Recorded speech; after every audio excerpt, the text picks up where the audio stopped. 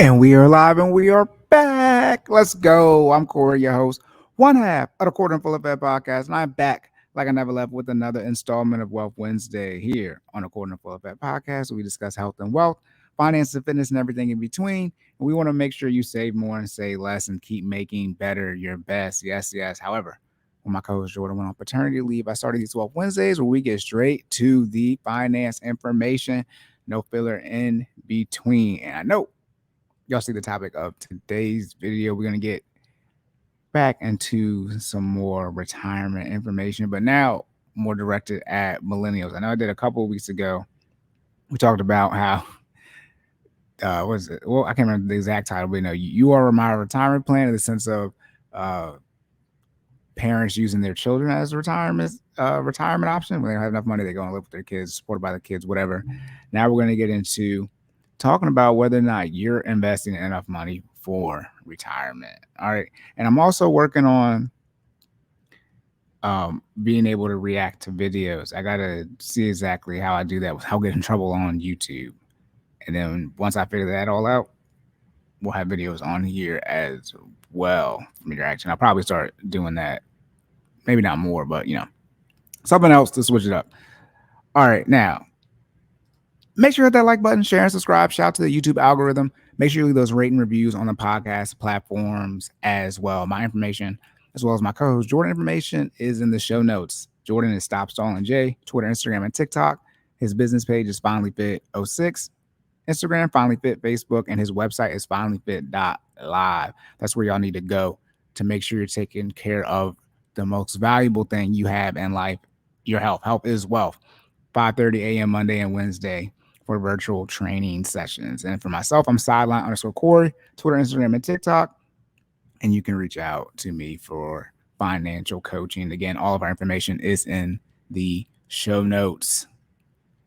I just student loans. It's always sitting here. They start back up in July. Got a little over 2 months where the interest is going to start back up at the beginning of September, but we still got a couple more months. So we'll see. I don't know if there's any news about that plan B option. I haven't, the irony of it being plan B, but I haven't looked to see if there's any more information about that. So maybe I'll do some student loan research this week. All right. And then I also know too, where's our error cleanup section? That's for the episode for Jordan and myself for the error cleanup. But one of these episodes, for whatever reason, my audio was not coming through the mic. I don't know why it wasn't synced up. I always tested before. And it was coming through the video. So my apologies for that one. Y'all can still hear me, but it doesn't sound like how it does now with the actual mic. So that is what it is. But again, student loan information. Please start making your payments if you haven't already. August is the last month with no interest. So we got July. If you're listening to this right away, then you got August being the last month. Interest is supposed to start back up September 1st. And again, in the coming weeks or so, you should start seeing, if you haven't already, some communication from your loan servicer about your student loans and when they're going to start back up, things like that. All right. And again, I don't have student loans. I obviously know people have student loans, but I don't have them personally. So, it is word of mouth for me. When I see things and people tell me things or I research them, that's when I know it's not something I directly am experiencing myself. And before we get started, the last thing, y'all know what it is. Don't sue me, sue your mama. This is for entertainment purposes only. Myself, nor Jordan, or finance or fitness professionals. Anything you hear on here is for entertainment purposes only, and you need to do your own research and seek out a finance or fitness professional before taking any action. All right, y'all, let's get into it. Are you investing enough for retirement? Now, again, for the first-time listeners, I do not read these articles ahead of time, so you guys get my true and honest reaction. All right, and we're going to the good old faithful. This is CNBC Make It. So still CNBC, but I realize why I like doing CNBC articles. They share just so well. What am I zoomed in at? Yeah, I'm at 150. They just share so well on the screen. It just fits perfectly. Anyways, how much? Jesus. Yeah, I know. I still got to get a new mouse. Don't talk about it. How much Americans in their 20s need to save each month to retire at 60 with $1.2 million. This is the exact dollar amount. All right. I was about to say, I did not know it was about to be 1.2 million. Again, I do not read these articles ahead of time. So this is going to be, very math based. Obviously, this is going to be a straight up math equation for compound interest. Interested to see what other factors they talk about, but you don't need a whole article. There's just a math equation for 20 to 29 on how much you need to invest if you're starting at zero. Being that I turned 30 in a little over a month, no, month, 2 months. I'm interested to see what the number is for 29 if you're starting at zero. Let's see if I'm on pace for somebody who's 29. All right, and again, this is by Cheyenne Devon. This is published last month. All right. On average, Americans in their 20s think they will need about 1.2 million to retire comfortably, according to Northwestern Mutual's 2023 Planning and Progress Study. I want to be very clear: 1.2 million will not be enough in 40 years. If you're going to retire, let's say you're going to retire at 65, so let's just call it 45 years if you're 20, that it won't be enough money. Jesus, look at that. That's going to be crazy on video.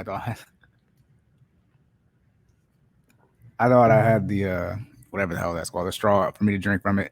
I'm going to be very, very clear.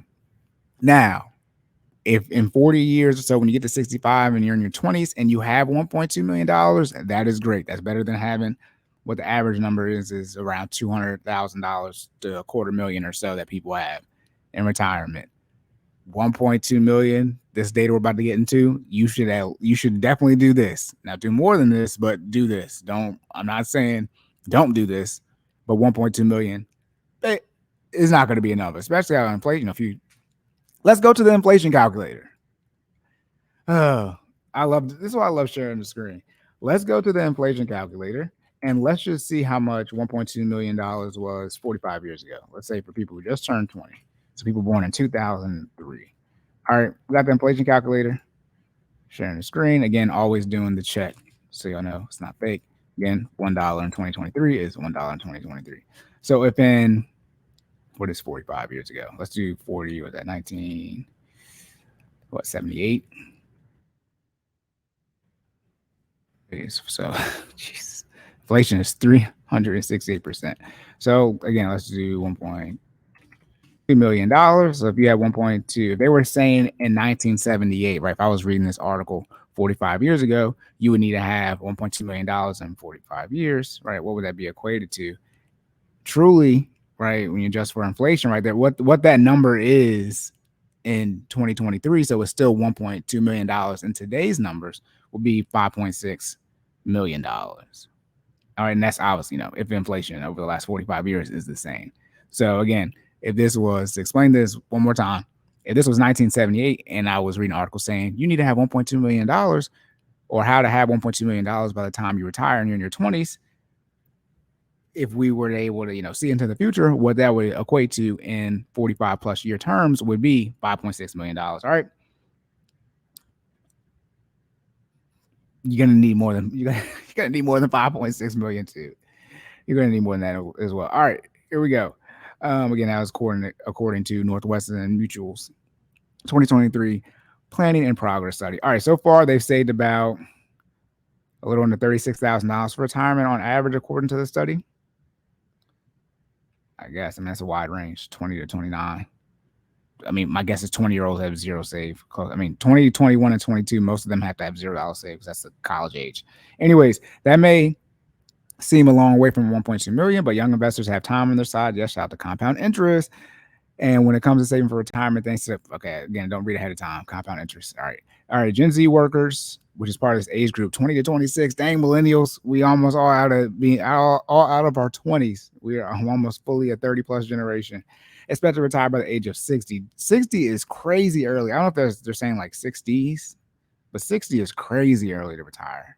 59 and a half was where you start getting some tax benefits as far as, you can start withdrawing from something like your Roth not to pay taxes. But man, 59 and a half or 60, that's crazy.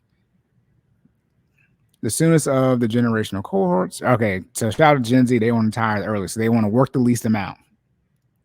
While that's a little earlier, right, than average of 62, it's still feasible. CNBC calculated how much someone in their 20s would need. All right, again, here we go. We get into the math. 1.2 million by the time they retire. 1.2 million is not going to be enough. Let's see, this is 20 to 26. So in 34 years, 34 years, that's not going to be enough. I'm interested to see what this is going to be and how they have it listed out, as well as the income level they need to reach right in order to accomplish a savings rate of 10 to 15%. So they're going to do again 10 to 15% for the savings rate.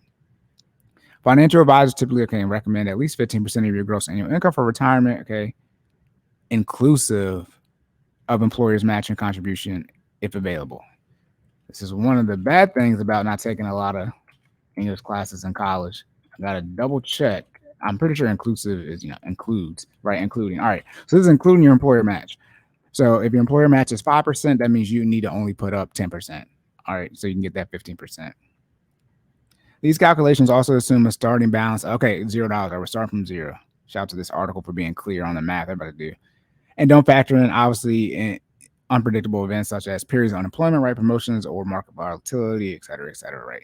All right, if you start at 21, so there's counting 20s here as 21, even though the age range is 20 to 26 for the 20s, right? Right, so they screw the 20-year-olds. You got to be able to drink for this. Earning a 3% annual rate of return, which is crazy low. You got to like intentionally put yourself in bonds or like CDs for forever. $1,350 per month. Annual salary needed if you have 10% of your income is 161, so almost 162,000. Annual salary if you do 15% is going to be a little under $108,000. All right, cool. This is going to be some good math here. All right, so that's if you're earning 3%.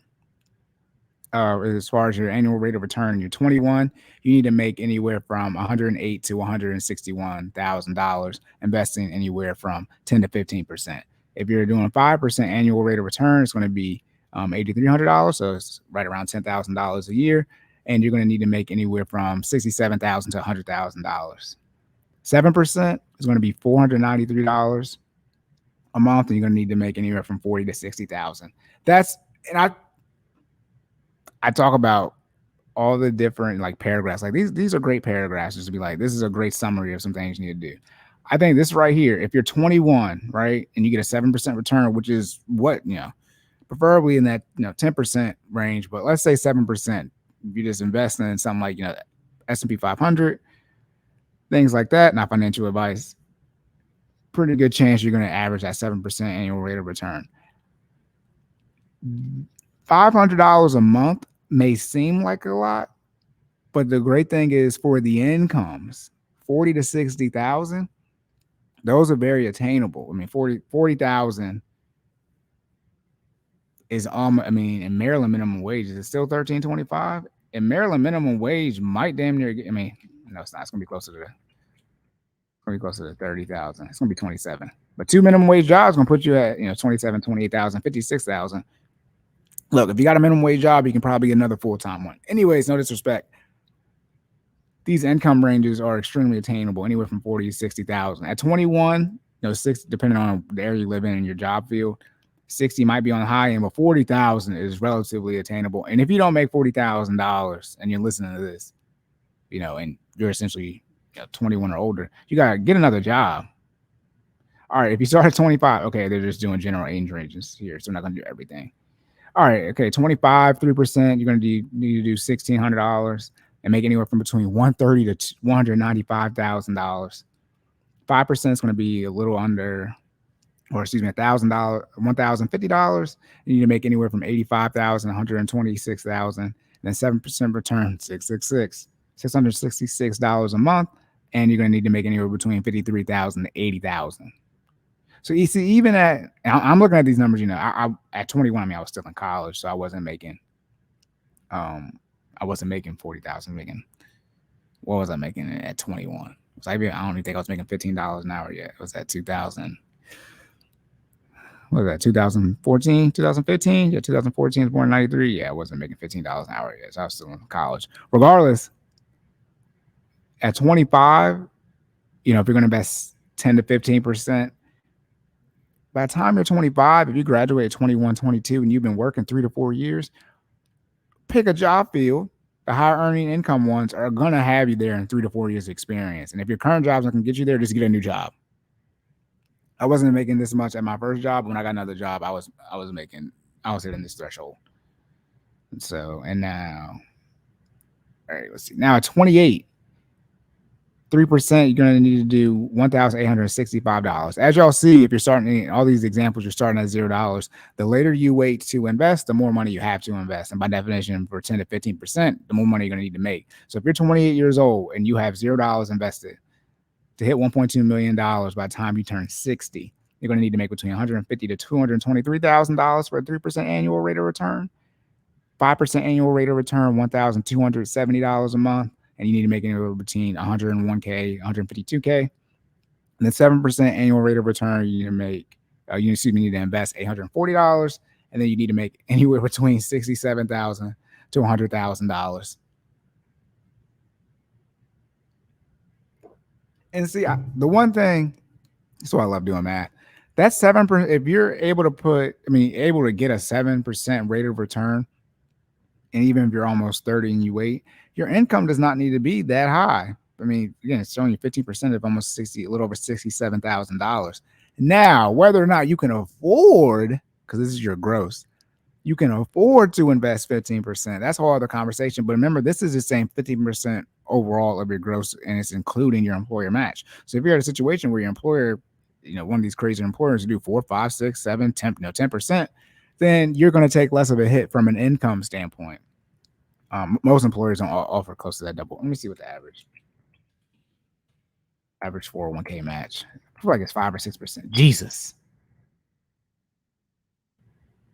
Nope. The typical amount, according to the Bureau of Labor Statistics, is 3.5%.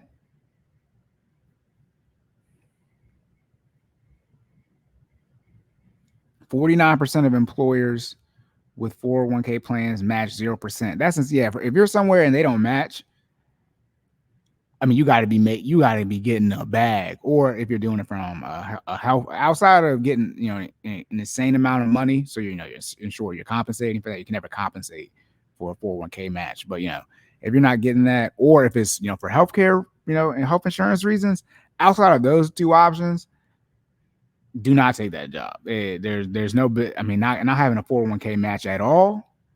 0% is different. They have, you got, they match dollar for dollar up to a certain percentage, or, you're not vested fully, or you got to work there a certain amount of time.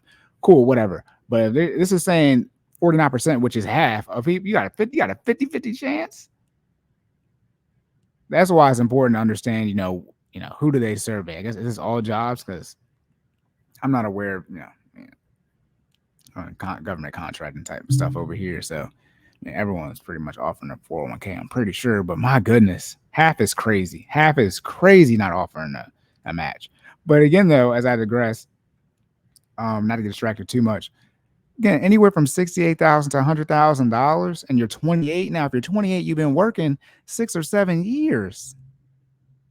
I mean, you're over 5 years in. You're around that mid-level. I mean, depends on your field. But you're around that mid-level range, right? You should be transitioning out of entry level into the mid-level range. And depending if you have a master's or not, any certifications, or how quote unquote good you are at your job, you might be viewed as almost at a senior level, because you're not at 10 years, but you're closer to 10 years than you are 0 years, right?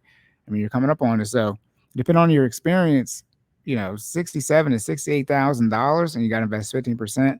Now that is a good chunk of money. Investing 15%. I'm not gonna lie, that is a lot of money. But since this does include your 401k match, it does lessen the burden. Now, I recommend not including your 401k match in case you go to a job, which apparently is 49% of these jobs out here, who don't offer a 401k match at all. That way, if say your employer is doing 5% in this, for the sake of this argument, and you're investing 10%.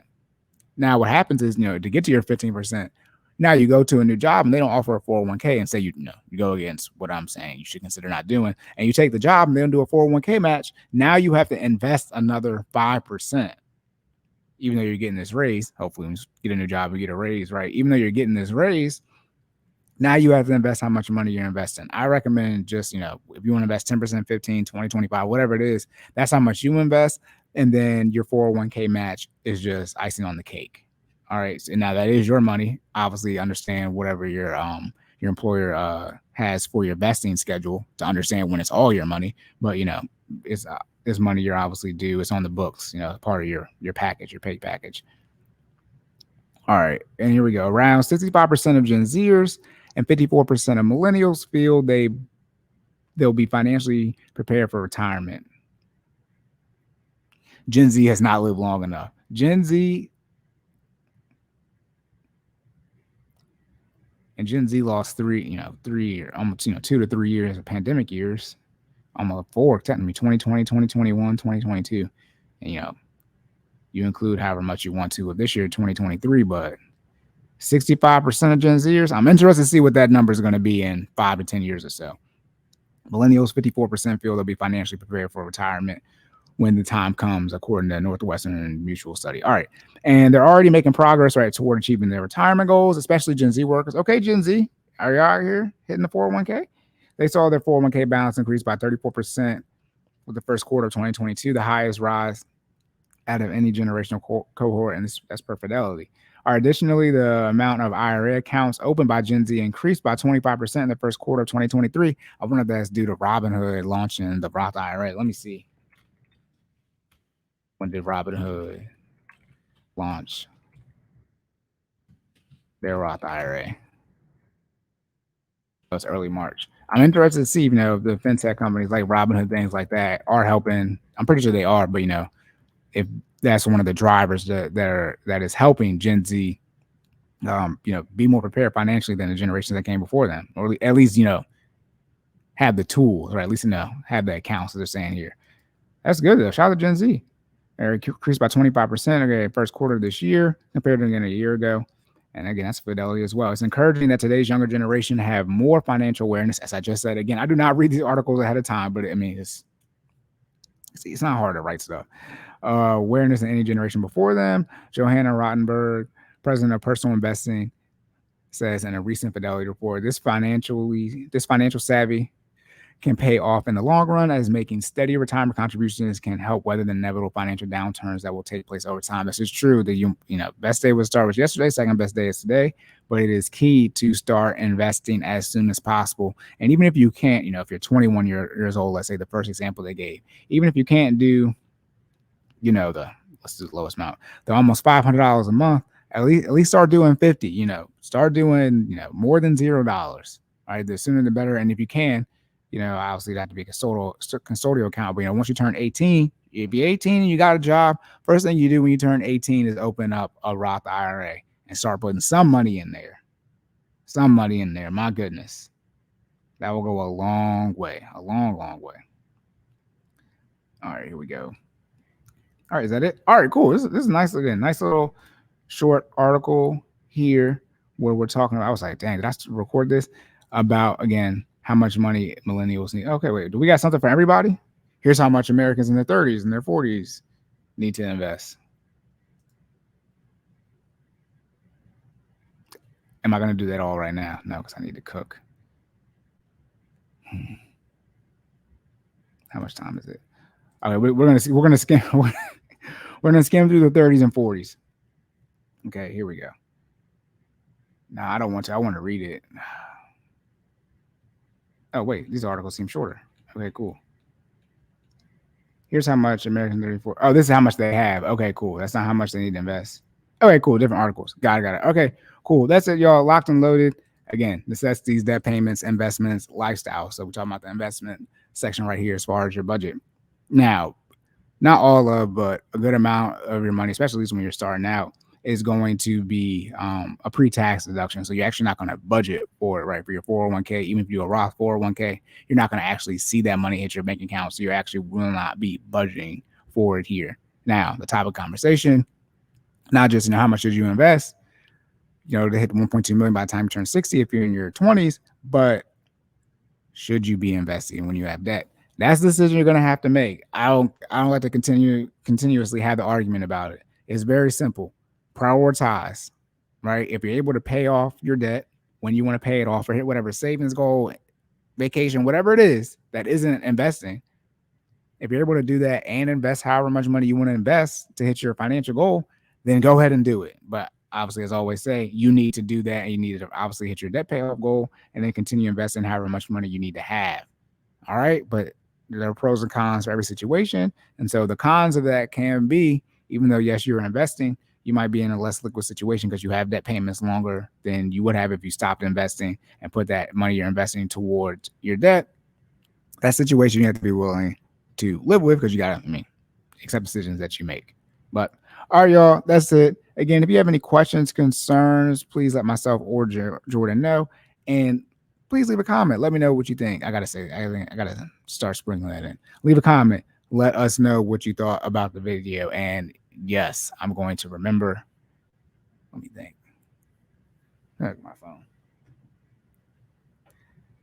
I gotta figure out. I'm looking to see when the next time. I don't even know. Jordan's at a bachelor party in Atlanta, so I'm highly unlikely. I think he's coming back Saturday or Sunday. We're probably not gonna record this Sunday. Yeah, it's probably not gonna happen. But I'm gonna figure out a time before Jordan and I to record, because we are slacking. We almost have more Wealth Wednesdays than we do the quarter in full effect, the full episodes. And y'all, I mean, Jordan has plenty of fitness information on here for y'all, but it's time to get y'all some more information. But all right, y'all, again, any questions, concerns, leave a comment. Make sure that like button, share and subscribe. Shout out to the YouTube algorithm. Leave the rating reviews on the podcast platforms as well. My information, as well as my co-host Jordan information, is in the show notes on YouTube. Again, Jordan, Stop Stalling J, Twitter, Instagram, and TikTok. FinallyFit06 Instagram, FinallyFit Facebook. FinallyFit.live is his website, where you need to go to make sure you're taking care of your health. Your biggest asset, health as well, and you sign up. You can go there and sign up for the Monday and Wednesday 5:30 a.m. virtual classes. Then for myself, Sideline_Cory, Twitter, Instagram, and TikTok.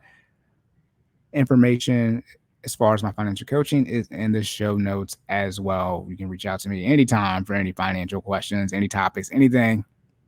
I don't charge money for everything. And I'm excited to hear what topics you guys want me to discuss. And I got some stuff lined up, and once I figure out how to share these videos, I'll be reacting to, I guess, dynamic content in the sense of it'll be a video playing instead of me reading it, and I don't gotta worry about testing my calling me out in front of the class to read everybody's skills. All right, but that's it, y'all. Locked and loaded. Make sure you save more and say less. Keep making better your best, and I'll catch y'all in the next one.